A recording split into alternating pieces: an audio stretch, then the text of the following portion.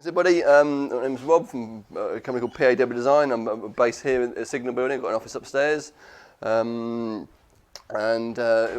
we do graphic design work and help businesses build their brand. Really, it's not just about sort of the one-off jobs. It's about the longevity of the stuff you produce day in, day out.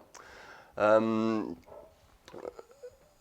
who am I? There's sort of three important ladies in my life at the moment. There's my wife and my daughter. That's sort of my reasons for being, I suppose, if you like. My daughter thinks I've got the best job in the world. I just draw and colour in all day, and she's probably right there. And the third one is my dog Harley. And some of you may know her. She comes here now and again. She comes to work here. She's always a friendly face around the place, and she's come to work with me for a number of years now, and clients always like to come in. They always say, can we come into the office? And I say, okay, great, yeah. I'd like to meet the dog, not me then. It's great, but it's nice to have around, and that's really sort of my personal bits there. And I've done graphic design throughout my whole career, really. Starting off, I finished the H&C in Farnborough Tech in 2003. And from then went into a couple of roles in-house, working as an in-house designer for a couple of companies, one of which was an architectural firm who did some big store fit-outs for the likes of Waitrose and M&S, things like that. And we got heavily involved with the M&S work, most in the store. They had about 24 flagship stores in sort of London and the South East. There's some new ones they were building, and there's some new ones they were refurbishing. We worked heavily with the interior design department to sort of work out the customer flow through the stores, make sure the signage was all right. We had to design all the signage and the wayfinding stuff. And that was a really big sort of job and a sort of labour of love, really, during that time. And then went on to work for a company called Moss Motors, who did classic car parts and things like that. And my role there was really just about, they produce a catalogue twice a year for all the marques that they did parts for. And that was pretty much my sole job. And it doesn't sound like a big deal. There's 2 brochures, over the course of a year. Doesn't sound like a lot of work, but trust me, it is a lot of work. You sort of work. It taught me a lot about project management and how to manage a job from start to finish. You had a print deadline at a certain date, then working back, meeting suppliers, finding out what's going to go into the catalogue, what's the new products. We meet with the R&D departments, find out what are the new products going into the catalogues, photograph the products, get them all edited and looking lovely for the stuff. And there was about 12 marques. There's 12 different catalogues to design at the time as well, and every different one had a different look to it every year. So coming up with a theme and a look for that year as well was also a big challenge. So big sort of learning curve for me in those first few years. And then unfortunately I left Moss Motors due to a redundancy, and that sort of came about, last one in, first one out kind of scenario. And I'd always wanted to sort of up my game a little bit anyway and go into the agency route and start working for the design agencies. Because I had this sort of career path. I wanted to go and work for a big top agency in London or wherever, and start making some waves. And I did that for a few years. Went for a number of agencies. Got into a sort of agency where it's based in Petersfield called Schilling. They're a very big agency, doing a lot of internal comms work, doing a lot of employee benefit work for big companies. And I was sort of put in charge of the 2 clients at Maersk International, the big shipping company, probably seen their containers all around the docks and up and down the motorways. We did a lot of sort of employee benefit statements, things like that for them. And also RSA, we did a lot of stuff for internal comms, stakeholder documents, that sort of stuff. So that was very good. And the RSA stuff was particularly creative. They were really one of those clients that you put in ideas and they go, yeah, I love it. And they start running with it. This is really, as a designer, the sort of client you like, where they're just open to all these ideas and running with it. And then once I got into that big agency, I sort of felt something was missing. That's the trouble. And I got to kind of where I wanted to be, but I wasn't enjoying it as much for some reason. And then one of the reasons was that the as a designer, you were sort of, the bigger the agency, the more you were kept in the back room in the dark somewhere, to some extent. And it would be the account directors and the account handlers that would go out and smooth the clients, and have these nice dinners and have these nice lunches and stuff like this, and go and meet with the clients. And then they'll come back, have their own internal meeting about, well, that was a great lunch, wasn't it? Oh yeah, it was a great. Let's find out let's look through our notes, see what the clients said about it. Oh, these are the key points. Let's go and brief the designer now. And so we got the information sort of third hand by that stage. We do the work, present to the client, they're going, it's nice, but it's not quite what we were after. It hasn't quite got that extra element. And the thing about design that I've learned over the years is that it's all very well creating pretty pictures and stuff like that, but it's about also bringing personality into what you're doing as well, and finding out who that person is you're working for, and bringing some of their personality and life into the work, and then it communicates on two levels then, and that really wasn't happening in the agency for me. So we came to we agreed to disagree, I think, with me and the directors there. And I said, if you don't let me in front of the clients, I'm not happy. I'm going to leave. Then off you go. Then I went, okay. Wasn't quite expecting that, but okay, yeah, fine. Never wanted to sort of back down, and so I said, okay, see you later, kind of thing. So I sort of left. Hadn't got a plan. Hadn't got any clients. Oh shit, what am I going to do now? But I knew the agencies. I knew agencies relied heavily on freelancers. Also, the time we did heavily rely on bringing freelancers in. Said I could do that. I could just freelance for some nice agency. I can pick the agency I want to work for. I can find a nice small niche agency, and spent a few years doing that solely. And started working with a company in Farnborough called Uno Creative, and they just won the contract for the 2012 air show at Farnborough. And I was just really heavily involved with that work. It was a really rewarding time. They pretty much got me running the show on that. Pretty much, there's the business show and there's the public day show there, and they run the two very separately. And me and a couple of other guys there were put solely in charge of the sort of public day stuff, and that was just a fantastic sort of job to work on, because at the end of the day, you can go on the air show and see all your stuff all printed in on the big banners. Every single banner you see at the air show has got to be printed separately. They've all got to be resized to fit the various stalls. So that was a huge sort of job for me, and I loved doing that.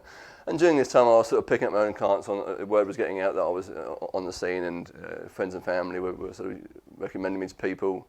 And I was starting to pick up my own sort of clients on the side, so that was kind of a good thing. And then by 2013, that sort of escalated, and I sort of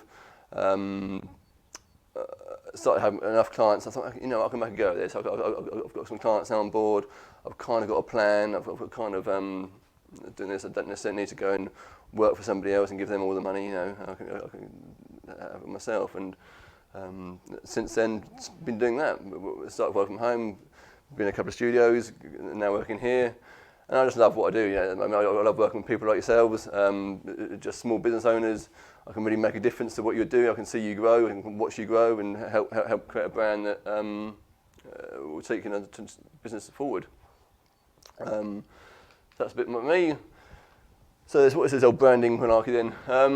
It comes from the old Norse word brander, that it was. Came to being sort of in its form about where farmers would brand their cattle as a sense of ownership, and they had the branding eyes. They branded their mark onto the cow, and it was kind of just like, this is my cow, they're yours, that kind of thing. And that was back in the 1500s. That started happening, and that's when branding became a symbol of ownership.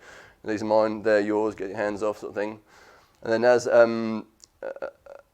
as that became a more popular thing to do, just having A, B, and C and 1, 2, 3 wasn't going to cut it. There was a lot of cattle out there. There's a lot of different farmers out there.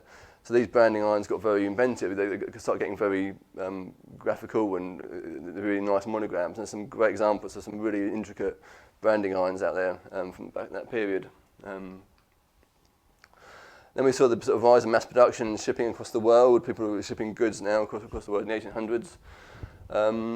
And that's when people were starting to using the same thing. They were using the branding irons and getting their names branded on the wooden crates that were shipping around everywhere. And suddenly that became a sort of sign of quality more than anything else, because these ships would arrive in the docks and they would offload these goods, and there'll be stacks of apples and vegetables and that, and people would say, "Oh, those apples there are much better and healthier, much more fresher than these ones here we get. Where are they from?" And they check the name on the box, and you start getting that name for yourself as a quality provider. That's kind of how that came about. Then 1920s, there was a book that came out called Propaganda by a guy called Edward Bernays, who was a relation of Sigmund Freud, apparently. And he came up with the idea of associating products and services with emotions and ideas and things like that, and how people thought about things. And very provocative of what we do now, really, is to try and capture emotion to a brand. So it's not about what it does and what it thinks. It's how it makes you feel. How does using my product or service make you feel? So he sort of revolutionised that idea. And that means that the way things are branded makes things more desirable to people. People wanted to have them because they felt really good about having these things. It was quite an important turnaround, really. Then that happened for a while. In the 1980s, came along, and the rise of the internet, and everybody's trying to reach global audiences at this stage, and people hadn't really had to compete before on a global level or on a massive thing. There was kind of one person in one industry that was kind of the dominant person. They were kind of IBM, for example, in the computer industry. They didn't even have to try too hard. There was pretty much an IBM computer in every single home. They would go, yeah, this is great for us. This is brilliant. Internet came along, and then so did Apple. And just came along and blew IBM out of the water literally overnight. There was an advert that went out in 1984. Apple came onto the scene with a revolutionary advert at the time, and it was like, we're here, we're going to shake things up, we're the new IBM, and it was a real turning point in terms of the way brands were then trying to compete with each other to outdo each other and become the best in their industry. And now we're seeing another sort of turn now in the rise of social media and people. People are wise to all these gimmicks now and all these advertising slogans and things like that. Now we're all sort of a bit blasé about that all now, and we sort of want something different now, and want to feel like we belong to a brand, and we want to sort of like be part of a brand story and that sort of thing. And we want to sort of feel like we're part of something bigger than just the products and services you're offering us. And so your brand story now is becoming a big part of what we're doing in branding right now, really. So it's kind of a brief whistle-stop tour of the history of where we're coming from. Everyone said, what's the difference in a logo and a brand? I mean, I'm sure you've all got who's got a logo here? Yeah. Who's got a brand? They can.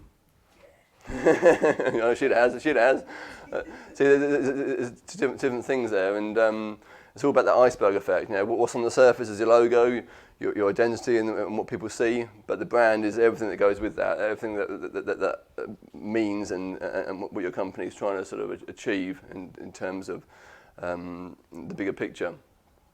So there's things like the mission, your values, your culture, your personality, your marketing strategy, your story, and your positioning. Who are you? What are you doing? And where do you really sit in the marketplace? And that's your brand in a nutshell. So we've come up with this 10-step process to building your brand, really. We've got a workbook here, which is we'll be beginning it later. And this forms part of a workshop we're going to start doing. And I just want to sort of go through the 10 steps now with you, really.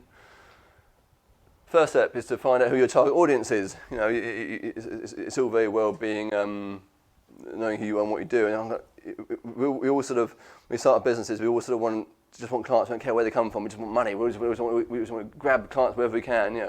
Don't really care where they're coming from as long as they're paying us and stuff like that. But when you start realising there's sort of like there's clients you like working with, and there's clients you don't really like working with so much. And if you think, if I could only work with those sort of people that I really like working with, wouldn't that make a big difference in my business? That make not as big a difference. So just defining who that is the key thing, really. A nice quote there I always like. if you try and appeal to everyone, it won't be interesting to anyone. You know, that sort of thing. It's quite nice.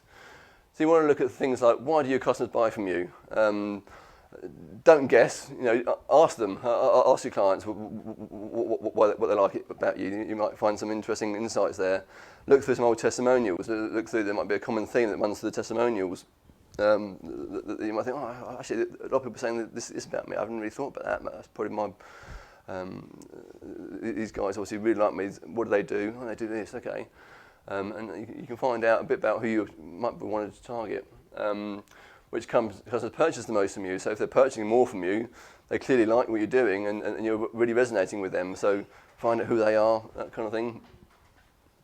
And which customers do you enjoy working with the most? You know, I just said a minute ago, it's not about who pays you the most, really. It's about who do you enjoy working with.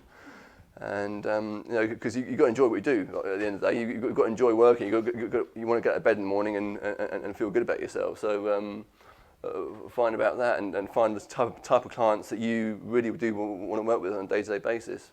And then it's all about sort of creating this avatar. I'm not talking about a blue alien person from the films.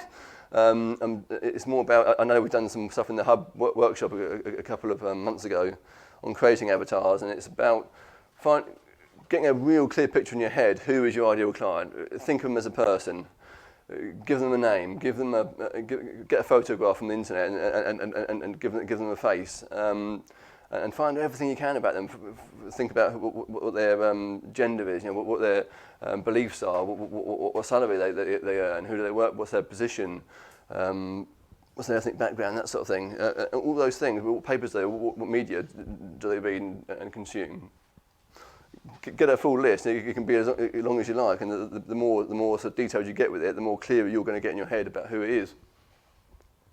And once you know who it is, then it's much easier to go and find them. You can go out and find that person and start marketing to them. So the next one is, what's your mission?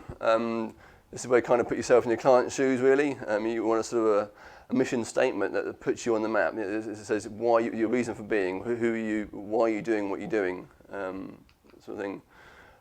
Think about the problems your products and services solve for people. Think about what their world would look like after using your product. So how does your product or service change the way they're doing their business? And what are your key business values? You know, what's your sort of what do you care about the most, and what's really driving you in your business? This is Nike's mission statement at the moment. To bring inspiration, innovation to every athlete in the world. Now that is quite a broad one, but then again they're big enough they can afford to be quite broad now. They're basically saying that if you're an athlete, we will help you. We'll give you the tools that you need to succeed. You know, that's basically what they're saying there. And this is a caveat they put on more recently in the last couple of years.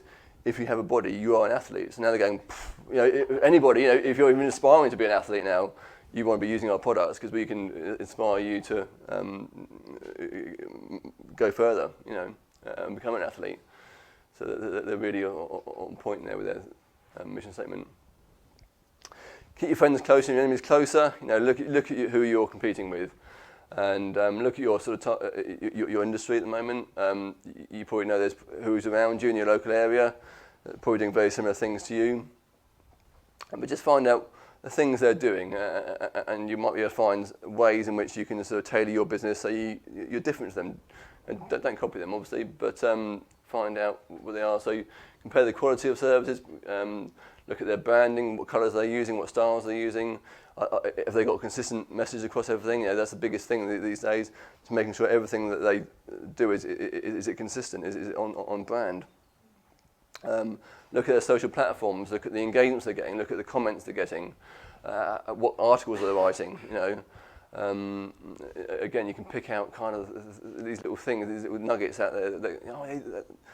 People are saying these bad things about them, you know, perhaps that's where we can, if they've got things like, if they're saying we typically deliver services within 2 weeks, you know, could you deliver it in 1 week, you know, and still get the quality there? So think about those things you can really sort of put out there to raise your game a little bit.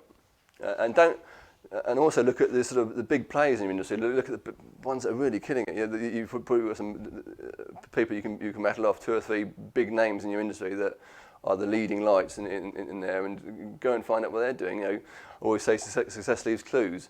So they've spent millions of pounds on their marketing and their branding and stuff like that. Look at what they're doing. You know, look at what they've done. You'll find some common things that you can start bringing into your business.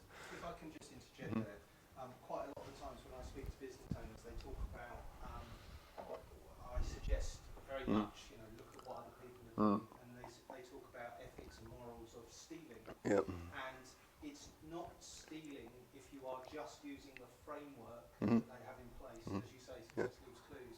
So if you can see how somebody has structured something and can do something in your own way that uses that structure, that's not stealing. No, quite no. You might find that if you look at 3 of the big players, that might have similar sort of colour schemes, might have similar sort of fonts they're using.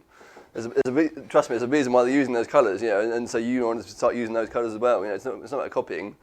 The links on the search results are a specific blue after Google tested hundreds of found that got more clicks on that particular colour blue than any other colour.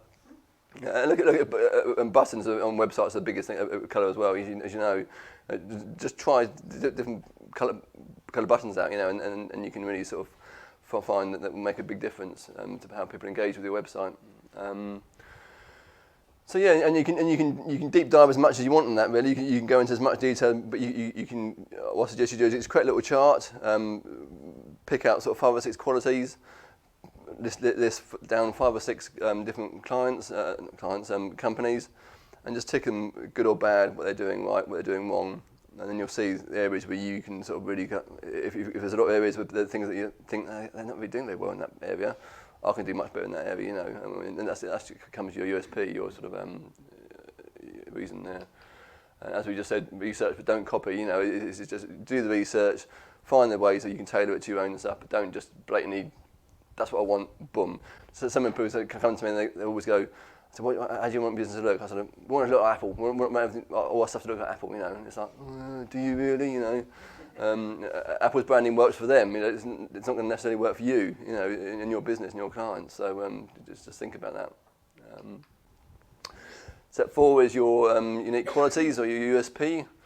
If you don't distinguish yourself from the crowd, you'll just be the crowd, basically. So, you know, most people there will just be the crowd. There's a lot of people out there running businesses at the moment, just getting by. And what you want to do is elevate yourself above those people.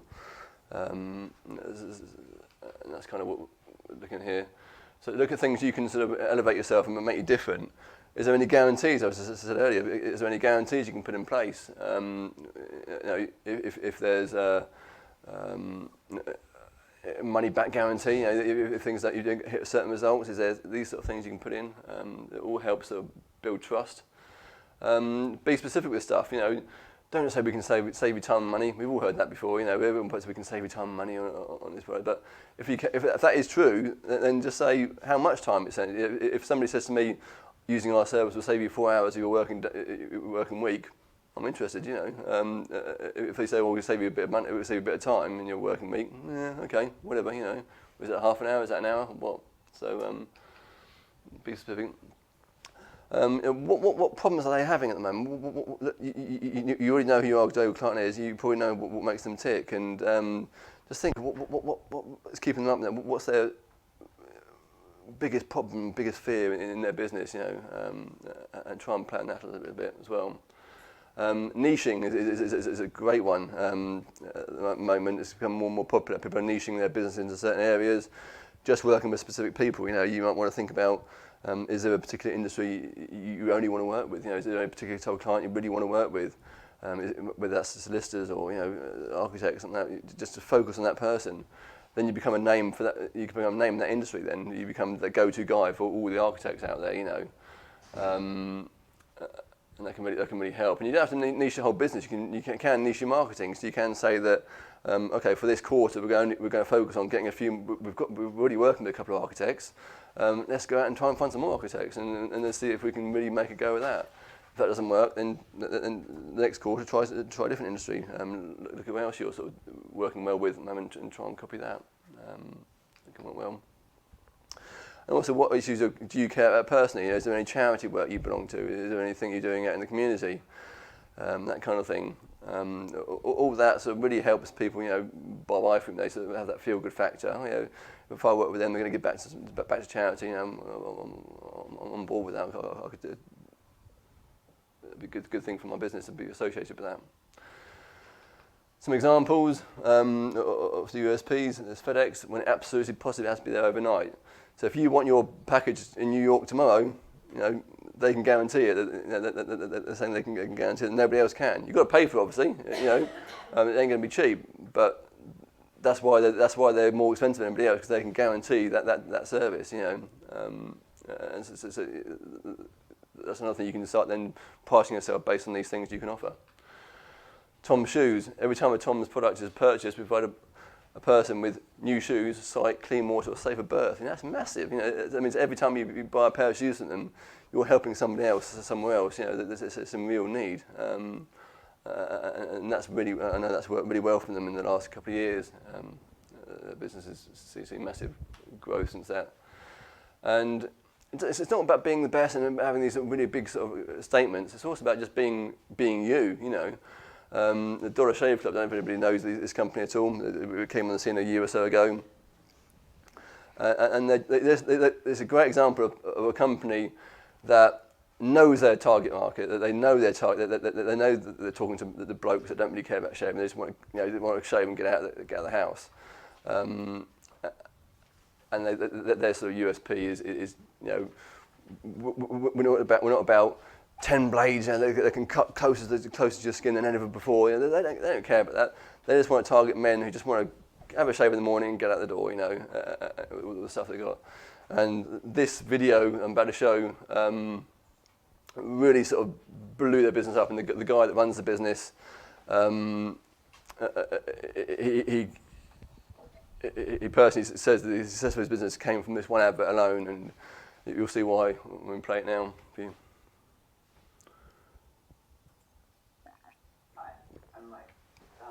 Hi, I'm Mike, founder of DollarShaveClub.com. What is DollarShaveClub.com? Well, for $1 a month, we send high-quality razors right to your door. Yeah, $1. Are the blades any good? No. Our blades are f***ing great. Each razor has stainless steel blades, an aloe vera lubricating strip, and a pivot head. It's so gentle a toddler could use it. And do you like spending $20 a month on brand name razors? 19 go to Roger Federer. I'm good at tennis. And do you think your razor needs a vibrating handle, a flashlight, a back scratcher, and 10 blades? Your handsome-ass grandfather had 1 blade and polio. Looking good, pop up! Stop paying for shave tech you don't need. And stop forgetting to buy your blades every month. Alejandro and I are going to ship them right to you.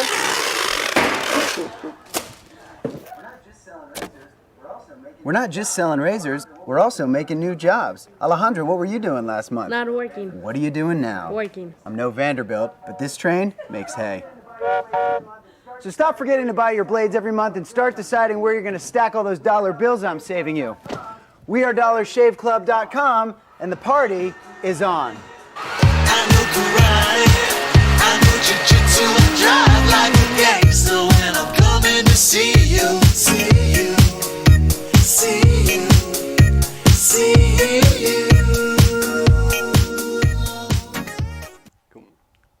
Sorry, did you want to go back to That's fine. That's it. That's great. So just so you don't have to be sort of the biggest and best person out there and best service out there. Just stick to what you know. Stick to what you're doing and do it well. And shout about it. It's basically a signal there. But it's just a good way of illustrating that. It is, isn't it? I mean, they literally did blow their business. Their business is gone. Literally went from there to there in the space of a few months after that advert came out, was released. So it's just food for thought that you don't have to be the biggest and best. You can just be you. Be proud of what you're offering to the people you're offering it to. And go with that. So what's your personality? Your brand personality? you've got to connect with the right audiences in the right way. So getting a personality in your brand is a big part of what we do, and we spend a lot of time with clients working on this particular point. And we kind of give them this chart to fill out, really.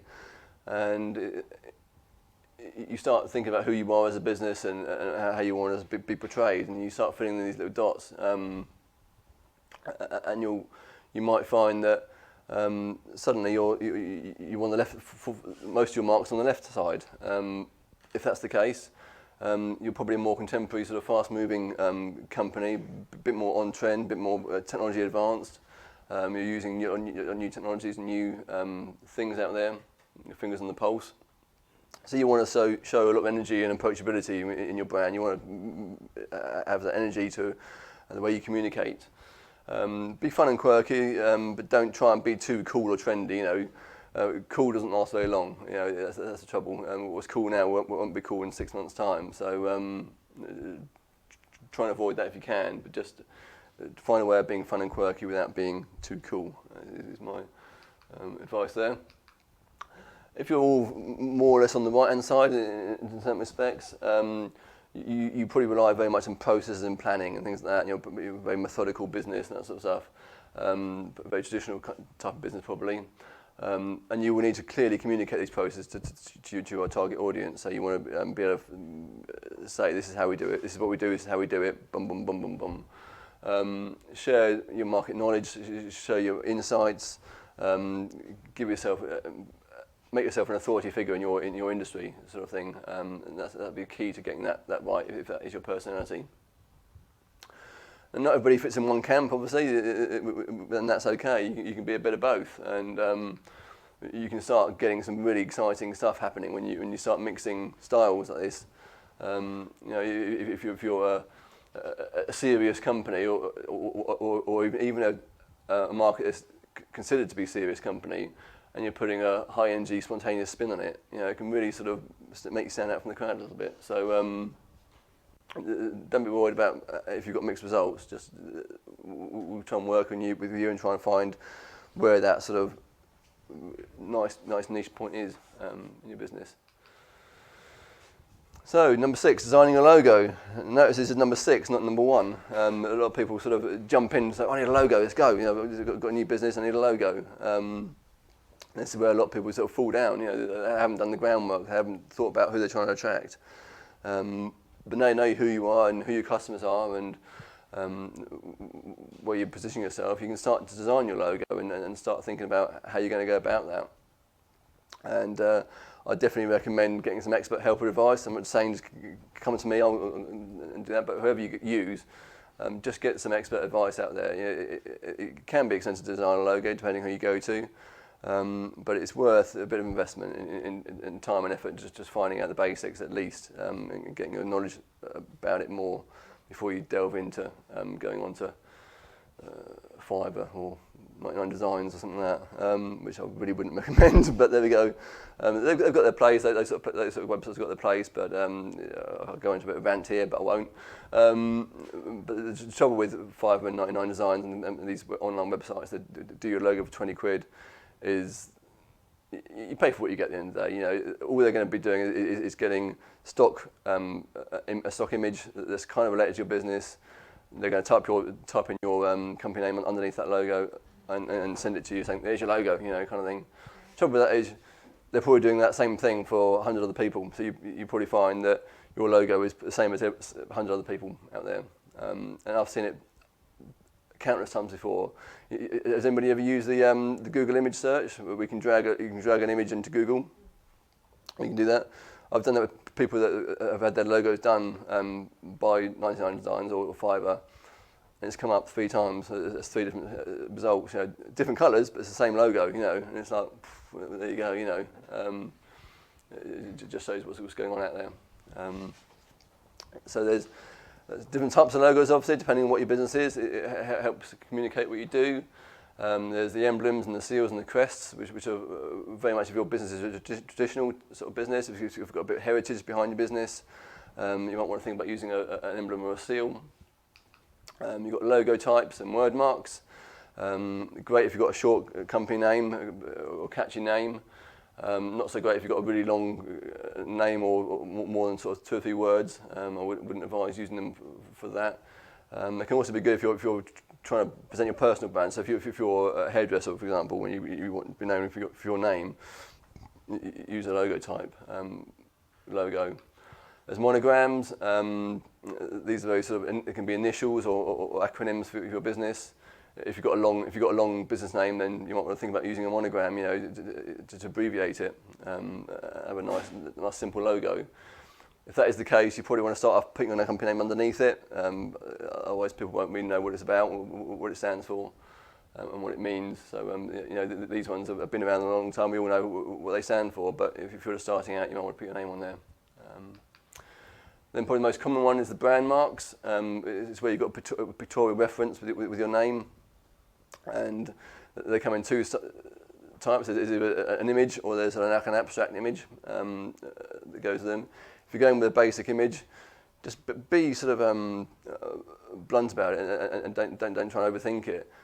Puma, they've got a picture of a puma. Apple, they've got a picture of an apple.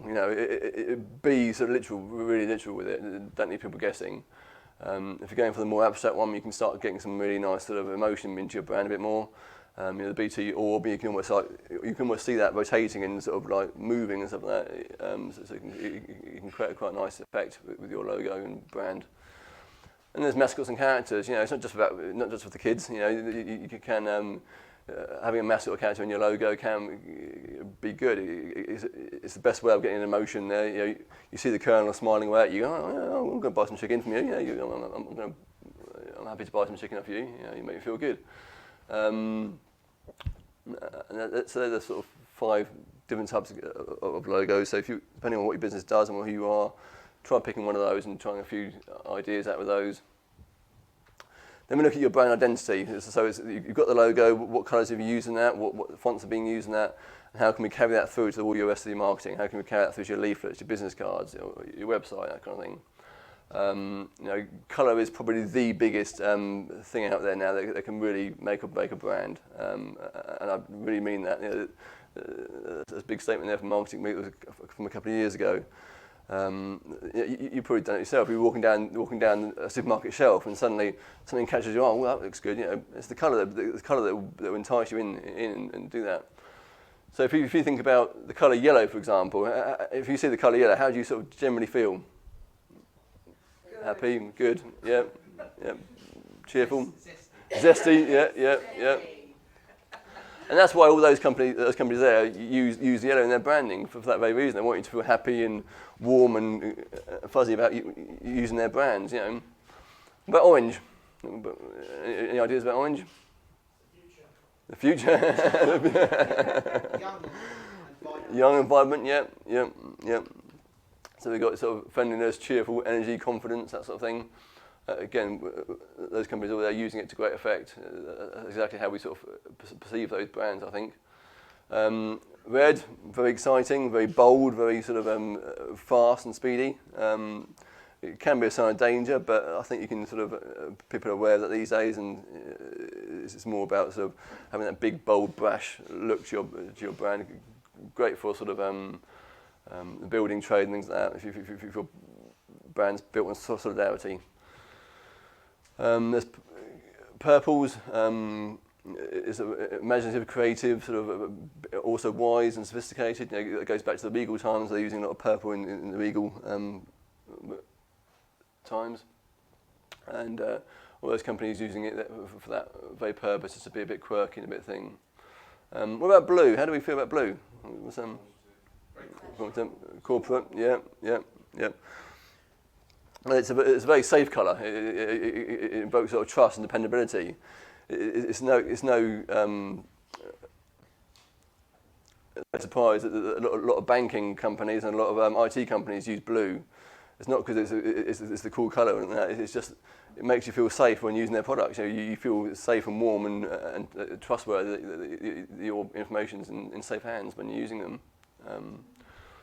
Green, I'm sure we can all sort of relate to that. It's all about sort of healthy growth, peace, that sort of stuff. Good for the environment, that sort of thing. So if your business it's got that colour in its armoury, then use some green. And monotone, the greys and the blacks and the whites and stuff like that are very good if you're sort of timeless, calming, bit of balance. You know, it's a neutral colour. You know, using these neutral colours appeal to everybody across the board. So it's worth bringing that into your brand, I think, if you're trying to appeal to the masses a little bit. But also bring in some of the other colours as highlights and accents to enforce these other emotions as well. And there's fonts that you can look at, so you can look at a combination of fonts and colours. There's 90,000 typefaces at the moment. You know, there's a lot of typefaces out there. You know, but everyone sticks to Arial or Comic Sans even. You know, and it's just like there's so much more choice these days. There's so many free font websites out there you can choose from. There's Google Fonts is the best one at the moment. You know, go on Google Fonts, have a look, see what might appeal to your audience and be good for your brand. I won't go on to another rant about Comic Sans. That's another thing. Designers hate Comic Sans. The worst font in the world. So different font categories. There's serif and slab serif. These are great if you're a more traditional type of company. Solicitors and law firms tend to use this quite a lot. And it's great if you're doing a lot of printed material. If you do run a lot of documents and reports, that sort of thing. You might want to have a serif font in your armoury there, in your marketing. There's sans serif fonts, bit more sort of cool, bit more sort of modern looking, bit more sort of, it can be quite sophisticated sometimes if they're nice spread out. And these are great, you know, if you're a modern business and just want to keep things a bit simple, you know, just no nonsense kind of thing. Back in the day, it was kind of, if you were doing a lot of web work and your business was solely online, you probably want a serif font because it was easier to read on screens. Nowadays, the screens are kind of a lot better these days. There isn't quite that divide now, but still worth thinking about if you are a web-based business. There's script fonts. So these have got a nice sort of classical feel to them, nice sort of sophisticated feel to them, possibly feminine as well. A lot of feminine brands use script fonts, a lot of luxury brands use script fonts, that sort of thing. So you might want to think about that if that's your industry. And handwriting fonts, yeah, again, people associate with these with children brands, but it doesn't have to be. You know, Ray-Ban and Cadbury use it very well as a sign of differentiating themselves from the norm. You know, it can be quite useful to have a good handwriting. If you're you can make your signature your logo, for example. You know, it could be a really good thing and make you unique. And there's display fonts, and these come in a wide variety of different formats. They're normally big, bold, brash fonts that can sort of bring a uniqueness to your logo and brand, really. So here's a little game I like to play sometimes with you guys. It's really just get you thinking about, can colour and typefaces really change a brand, the way we feel about a brand, just by changing that? And I'd take good old McDonald's here. We know they're yellow and red. We know why they use red, because it's about speed, it's about going in, getting a burger, getting out there again. They want you to feel warm and happy when you're in there, you know, when you put a Happy Meal, you know, for example. So they're going to use yellow. And there's no surprise and no coincidence why all the fast food chains use red and yellow as a combination together. It's been proven to whet your appetite, releasing those sort of emotions in your brain that, you know, when you see the McDonald's sign, suddenly you feel hungry. You know, you think, I wasn't hungry a minute ago, but now I've seen the McDonald's sign, I could really do with a burger. You know, and they play on that, and that's what they've done there. So let's have a look at this, and let's just change this around a bit and see what we think. What do you think this company does? Or could do? Science, yeah, yeah. Tech business, yeah. An IT business maybe. That's the thing. This company. Banking, finance. Yeah, it could be that. I think it could also be like a high-end restaurant or a hotel, something. They could probably quite easily charge £20 for a burger, you know, sort of thing. It's expensive. It looked whatever field. Exactly. Yeah. So. What is that? Do you think? What is that? Is that the choice of font? Choice of font mainly. Yeah, it's the way the font's spread out as well. He's given more space. You know, it's kind of that thing. If you're there's a big thing about using white space in the design industry. So the reason why we use white space to great effect is to create that sort of opulence. If you're cramming all this information into one tiny page, you kind of think that you can't afford to. It gives that impression you can't afford to have a big brochure. So you're trying to cram everything into 4 pages. Whereas if you had a sort of a 20-page brochure with only a few bits of information on it, every page, you kind of think, oh, this company's looking all right. They've got money to spend. They've got a nice, really nice, clean, crisp brochure. Interesting that they haven't looked like McDonald's. Yeah. All I've done is to change the typeface in the name. That's all I've done. Well, this one. It's a courier company. Courier company. Yeah. It could be that. Yeah. Screen's mine, actually, isn't it? Sports direct. It could be a sports brand. Yeah. How about this one? Cars, yeah. Did me engineering or cars, couldn't it? Yeah, definitely. And Well-being. well-being, yeah, could be something creative, couldn't it? Something like that. Who knows? And again, using the same brand mark, just copied it. Yeah. So you can see how powerful it can be. Suddenly we've got a different message. It's the same company, but now we've got a different message about what they do. Just by changing those things around. So. It just proves that this stuff does work. It's subconsciously associated with established brands. Yeah. It's like when you said the hotel one, there's a hotel in my mind. Yeah. Has that Yeah, exactly. brand Yeah. that I've already got an opinion on. Yeah. Something's happened by accident. I'll stand corrected on this, but the double arch is a mistake. But what? Sorry. The double arch that they've got from McDonald's, I think, was an error. I've heard some about it. I'm not quite sure if that's true or not. It was a single arch, Yeah. and something went wrong. I'll stand corrected, but I'm pretty certain the double arch that we have today was not the original design. I have heard something similar to that. I think it might be a rumour, but I haven't divulged. I've only heard that from one source before, so I've not heard that on a mass scale. But it could be. I don't know. On that one. I might find out actually. I'm always intrigued by these little things. What's the name of that font that you've used then? That one there, I could not tell you, unfortunately. I can find out. Off the top of my head, I can't tell you, unfortunately. The step 8 is, what's your story? As I said before, people want to be involved and know what you're about and want to bring you in. Let's bring you into our story. Make your customer part of your storytelling. What should it include, your story? Who you really are, the journey that led you here. I gave you a brief thing before about my journey to this point. Why you do what you do. What was your light bulb moments? What was your turning point in your career? The value and difference you make. What do you really bring to the table on that one? And you can tell it from 3 different angles: your personal story, your business story, and your customer story. So look at that. There's some people out there now really sort of changing the game in terms of creating brand stories for you. There's a woman called Susan Payton. She's a local person. She's just come back from Arizona to train with StoryBrand, who are one of the biggest brand story people out there. She's come back.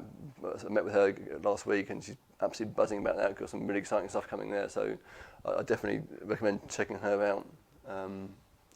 Her business is called The Business of Stories. So it does what it says in the tin, really. But definitely look at that for that. And what tone of voice are you using? It's not just about what you say, it's how you say it and how you deliver it. Make sure that everything you produce on your website, on your blogs, on your leaflets, on your brochures, all has a common theme, all has a common sort of tone of voice to it. And as I've said throughout the whole thing, consistency really is key. A confused mind will not buy. You just got to think about it from your customer's point of view again. Look at your customer journey. Look at all the touch points that a customer would interact with you and your brand. Let's take one example. Let's say you go to a networking event like today, for example, and you hand over your business card. You give them the business card. They go away. What they're going to do? They probably might go back to the office, check out your website. Does the website branding match the business card branding? If not, you've kind of left a little doubt there in the mind about who you are. Are you really credible? They're probably going to then connect with you on social media. Is your profile picture the same as the same guy they met at the networking point? Is the header graphic again the same as the website? If it's not, again you've left a little element of doubt there. then you're going to start marketing to them. Start sending them an email, maybe. You might send them a leaflet, or a flyer, that sort of thing. And again, just make sure it's all on brand, all on the same theme, all consistent. And then once you've done all that, hopefully they're going to come and buy from you. You've done the right thing, and they're going to come and buy from you. I mean, if you're a store, for example, make sure that the guy behind the till is the same guy that they met at the networking event. It's no good that you sort of going at a networking event all bubbly and all really chatty and everything like that, and they go into the store to buy a product and they meet John, oh, how are you doing, here's your stuff, they might buy from that time. They're not going to come back in again in any hurry and buy from you again because they've had that really bad experience that they weren't expecting. Just keep it there. Step 10 is document and advocate. So once you know who you are, what you're doing, what it's about, what your colours you're using, get it down on paper. It doesn't have to be a big brand guideline document, but just get it down on paper. Write down your fonts, write down your colours, that sort of thing. Your mission statement. Make sure everybody knows about it, and things like that. So when you're getting people to produce stuff for you, whether you're getting your copywriter to write your content for you, whether you're getting your web person to update your website for you, give them your document and say this is how it needs to look. This is how things need to be. Otherwise, they're just going to guess and get it wrong in 9 times out of 10. So, and be your biggest advocate, really. No one knows your business better than you, so it's up to you to go get there and shout about it. Make sure staff are all on board. Make sure that you employ on your values, that sort of thing. Don't just employ people because they appear to be good at what they really employing their values. That includes contractors and people you're using outside your business. And just keep a close eye on it. Look at what's happening in the area. The worst thing that can happen is that somebody else new can come on the scene with a brilliant, fresh new brand and just break the water overnight. So just keep an eye on who's around you. Look at your competition. Just make sure you're keeping up with the current trends, really. But stay true to who you are, really. Can I just add? Mm-hmm. Yeah, go for it. Yeah. A lot of people know who their competitors are and then don't look at their websites or don't keep up with what they're doing. But it can be a really useful way of seeing what they're doing because they'll obviously announce various things, and thus you can get almost the inside scoop. Because when they release it, you can go and have a look and see what they're doing. And who here subscribes to their competitors' email marketing? Yeah. You should definitely get on their list. Even if you go to Google and just set up a spam email address for just the purposes of going to your competitors and looking to see what they're doing and how they're doing things. Because, like we said, using a framework that works is not stealing, especially from the bigger guys. Yeah. Because the bigger guys have probably tested it. So it's a good place to start for a control for any marketing. Yeah, no, great point. A couple of times I've got my wife to phone up a couple of companies for me and pretend to be a client, a potential customer, and find out what their process is, find out what process they're taking her through to become a customer, And I've done that research before, and that's been quite enlightening. So I definitely recommend doing that. Just getting somebody that you know to phone up out of the blue, because if they're in your industry, they probably know who you are. So you can't just phone up and say, "I'm Rob. I need a new brand." They go, "Oh, you from Paul Design? Yeah, okay." But if you try and find somebody anonymous that can do it for you, and just spend a few minutes on the phones, and even going to a meeting and finding out the process they go through, it can be really beneficial to find out where you stand. That's kind of it, really. That's kind of the end of that part. 10 steps, really. So. Fantastic. Okay. What we'll do.